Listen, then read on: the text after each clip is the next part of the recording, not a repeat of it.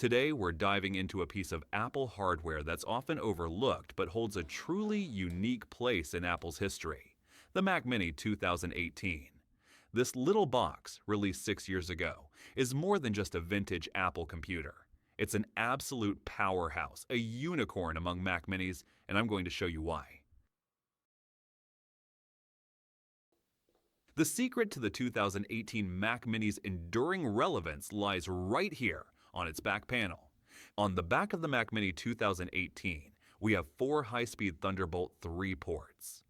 Now, every Mac Mini since then, including the incredible M1, M2, also has Thunderbolt ports. But here's the crucial difference. The 2018 Intel-based Mac Mini is the last and only Mac Mini ever to officially and natively support external GPUs, or eGPUs. Why is this such a big deal? Well, Apple's M-series chips, while incredibly powerful, have their GPU integrated directly into the chip, and they currently lack the necessary drivers and architecture to fully utilize a desktop-class external GPU. But with the 2018 Intel Mac Mini, those Thunderbolt 3 ports connect directly to the PCIe lanes, allowing it to seamlessly integrate with a dedicated graphics card in an eGPU enclosure. This is the hidden gold feature that unlocks a world of possibilities no other Mac Mini can touch in the same way. Alright, I have now connected my Mac Mini 2018 to a DIY Thunderbolt eGPU dock.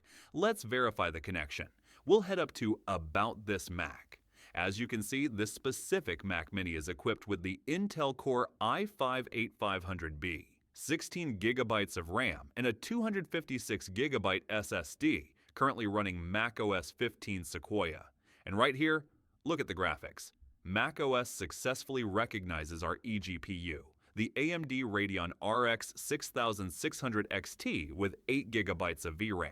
It is important to remember that native eGPU support is exclusive to Intel-based Macs and only works with specific AMD GPUs. Unlike Windows, where you can manually install almost any GPU driver, macOS uses built-in drivers embedded directly into the kernel.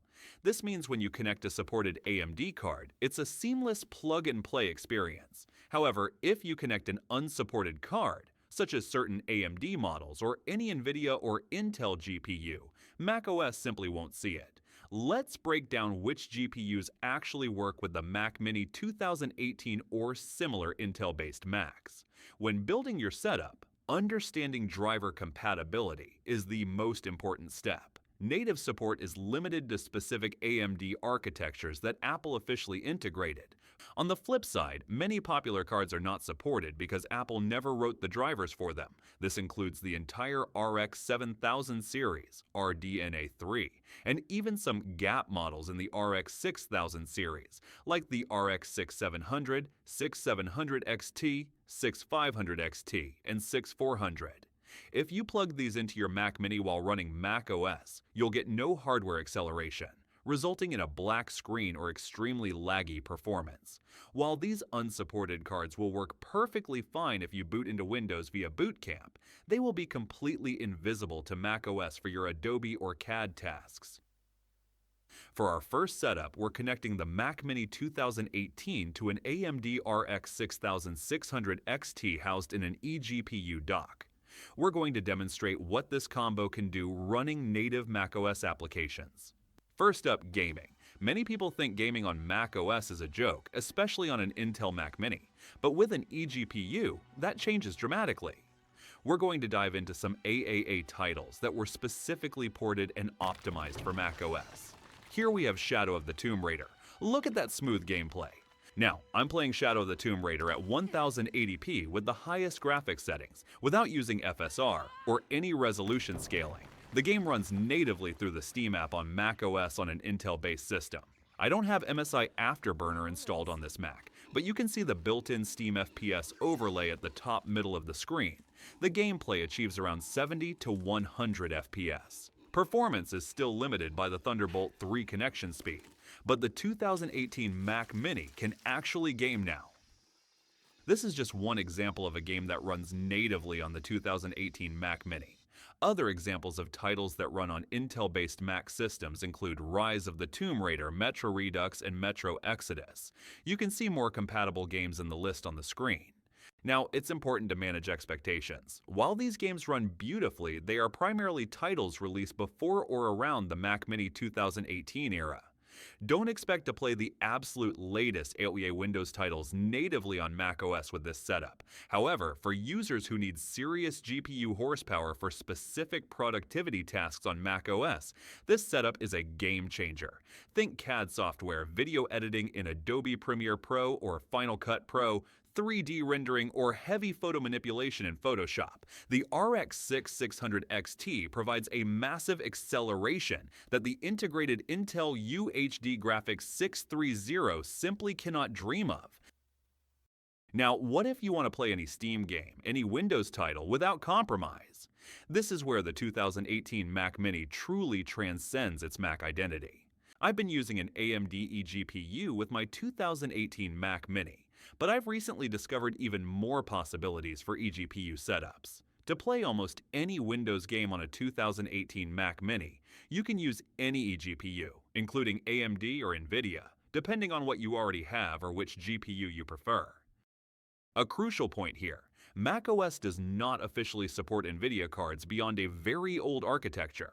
So, to utilize this powerful RTX 5060, we must boot into Windows 10 via Apple's Boot Camp Assistant. Alright, now we are running Windows 10 on the 2018 Mac Mini via Boot Camp. Here we have an Apple computer equipped with an Intel Core i5-8500B, 16 GB of RAM, and an RTX 5060 GPU. One special thing I want to mention is that the 2018 Mac Mini officially supports Windows 10 through Apple's Boot Camp drivers. Unfortunately, official support for Windows 11 was never released. This is largely because the T2 security chip does not meet Windows 11's strict TPM 2.0 requirements in a way that Apple officially supports. While there are community workarounds to install Windows 11, Windows 10 remains your best bet for official stability. It is true that Windows 10 is nearing its end of support date, meaning it will soon stop receiving security updates from Microsoft. However, it is still fully functional for gaming, and many users continue to rely on it today. Alright, since we are running Windows 10 on this 2018 Mac Mini, we can play any game in our Steam library. Now, I'll show you what this little box is capable of. The first game I want to test is God of War Ragnarok. For the graphics, I'm using the 1080p high preset with no DLSS. Keep in mind that we are still limited by the Intel Core i5-8500B and the Thunderbolt 3 connection speed, so we won't see the full potential of the RTX 5060. However, we can still see how well this Mac can game. At 1080p high settings with a 100% resolution scale, the gameplay achieves around 80 to 100 FPS. The next game I'm testing is Cyberpunk 2077 at 1080p on the high preset, with both DLSS and frame generation turned off. The gameplay achieves around 50 FPS, and it struggles to reach a stable 60 FPS. With an eGPU connection and a lower-end CPU like the one in this setup, there isn't a significant difference whether DLSS is on or off. This is because the performance is heavily limited by the CPU and the Thunderbolt bandwidth. However, achieving 50 to 60 frames per second at 1080p high settings with no DLSS or frame generation is absolutely playable. Now let's move on to Doom: The Dark Ages. It is one of the most recent releases and is very hardware intensive. On my Mac Mini I have the graphics set to medium with DLSS set to quality. Currently I don't have frame generation enabled, but if we turn that function on, we could get even higher FPS. The gameplay achieves around 60 FPS with occasional dips to 50 FPS, but it is still smooth and enjoyable to play. One more thing I want to mention. The Intel Core i5-8500B in this Mac Mini is a 65-watt chip, but I'm using Intel Extreme Tuning Utility to limit the CPU to 25 watts. I did this because the Mac Mini has a small cooler and the CPU runs very hot. By limiting the CPU power, I can keep the temperatures lower with only a slight impact on the in-game FPS. The last game I want to test is Red Dead Redemption 2 at 1080p with every graphics setting set to medium. I'm using the built-in game benchmark to test the performance of this setup. The gameplay achieves around 60 FPS, though it dips in busy town scenes with many buildings and NPC. The temperatures for this setup are actually quite good. The RTX 5060 Low Profile runs at around 65 to 70 degrees Celsius, which is significantly lower than its typical full load temperature of 80 to 90 degrees Celsius, even in an open case. This is because the GPU workload is limited by the Mac Mini's CPU and the Thunderbolt connection speed. Meanwhile, even with the power limit I set, the CPU runs at a manageable 70 to 80 degrees Celsius.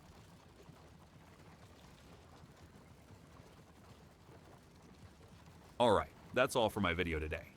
The main point of this video was to rediscover a golden feature that is exclusive to the 2018 Mac Mini and isn't found on any newer Apple Silicon models: Thunderbolt 3 ports with external eGPU support.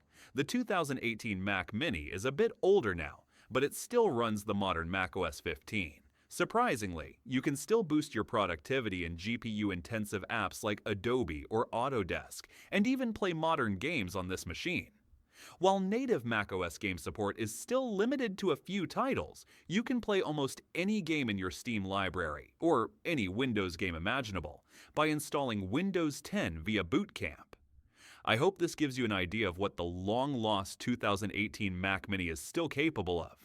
If you enjoyed this video, please like, share, and consider subscribing to the channel for more content like this. Thank you for watching.